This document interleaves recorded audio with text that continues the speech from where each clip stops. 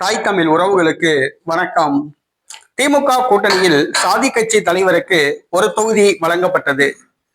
திமுக கூட்டணியில் சாதி கட்சி தலைவருக்கு ஒரு தொகுதி வழங்கப்பட்டது என்ற தலைப்பில் இந்த காணொளியை நாம் காண்கிறோம்.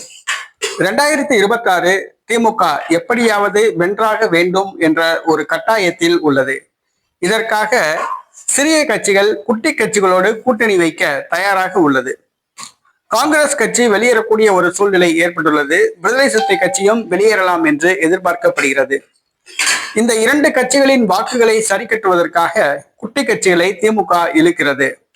தற்பொழுது ஒரு முக்கியமான ஒரு சாதி கட்சி தலைவருக்கு ஒரு தொகுதி வழங்க திமுக முன்வந்துள்ளது. அது வேறு யாரும் அல்ல, மூவேந்தர் முன்னேற்ற கழகம்.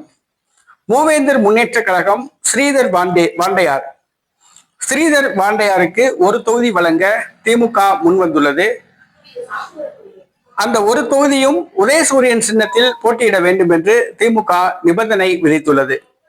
ஸ்ரீதர் வாண்டையார் சம்மதித்துள்ளதாக கூறப்படுகிறது. திமுக கூட்டணியில் ஸ்ரீதர் வாண்டையாரின் மூவேந்தர் முன்னேற்ற கழகம் ஒரு தொகுதியில் போட்டியிடுகிறது என்பது குறிப்பிடத்தக்கது. ஸ்ரீதர் வாண்டையாருக்கு ஒரு தொகுதி கொடுப்பதன் மூலமாக முக்குளத்தூர் சமூகத்து வாக்குகளை திமுக கவர்ந்திருக்கலாம் என்று எதிர்பார்க்கிறது.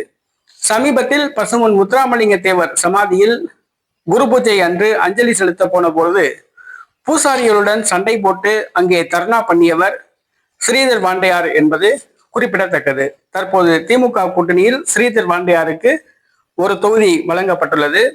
ஸ்ரீதர் வாண்டையாருக்கு ஒரு தொகுதி வழங்கப்படுவதன் மூலமாக முக்குளத்தூர் சமூகத்து வாக்குகள் அனைத்தும் திமுகவுக்கு கிடைக்குமா என்பது கேள்விக்குறியாக உள்ளது.